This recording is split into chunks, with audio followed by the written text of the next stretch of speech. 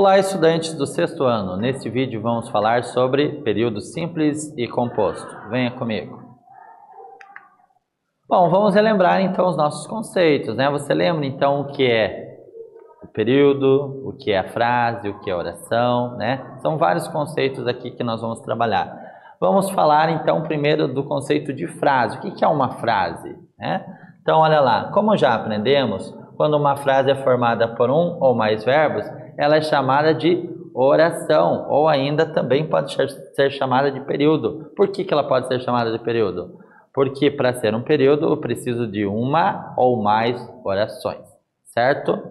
Cada oração do período ela se organiza em torno de um verbo. Cada verbo representa uma oração. Então, se eu tenho um verbo, uma oração. Dois verbos, duas orações e assim sucessivamente, tá bom? De acordo com a quantidade de verbos, é a mesma quantidade que eu tenho de orações.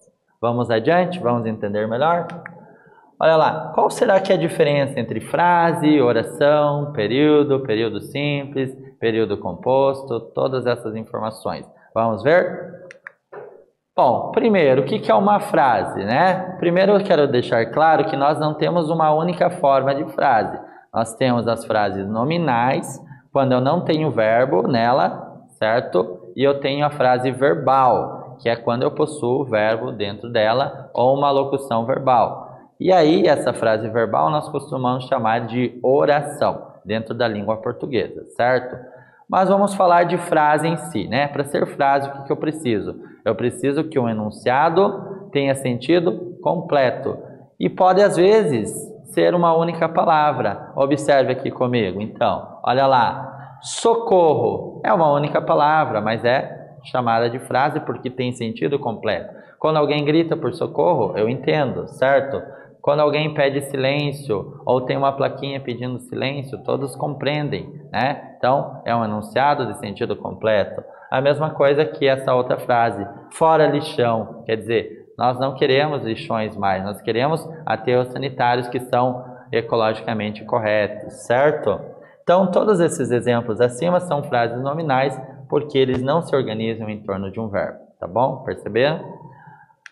Agora, o que é uma oração? Já falamos, então, que a oração obrigatoriamente é uma frase que se organiza em torno de um verbo. Então, eu tenho um verbo e tenho ali, por consequência, formada uma oração. Então, vamos ver aqui como isso é formado de verdade? Olha lá, façamos silêncio. Né? Quando eu digo façamos silêncio, eu tenho o verbo fazer, certo? Portanto, aqui eu tenho constituída uma oração.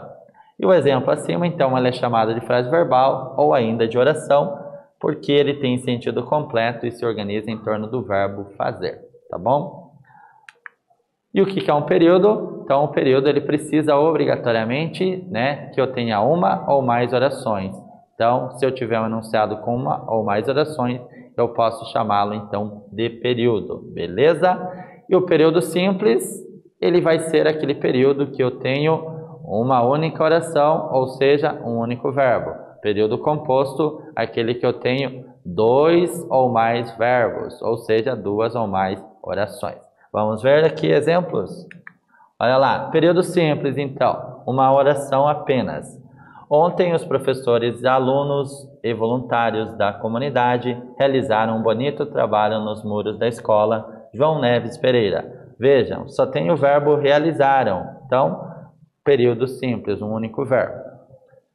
E o período composto, então, duas ou mais orações, dois ou mais verbos ou ainda duas ou mais locuções verbais, tá? Então, olha aqui um exemplo aqui de período composto. O objetivo é mostrar aos alunos e a toda a comunidade em geral a miscigenação racial e cultural do nosso povo, passando a mensagem do quão rica é a nossa cultura e de como devemos respeitar a todos. Temos mais verbos aqui, portanto, mais de um verbo, ou seja, temos aqui constituído um período composto. Perceberam? Beleza? Muito bem. Então, neste vídeo falamos sobre período simples e composto. Espero que vocês tenham gostado. Até breve.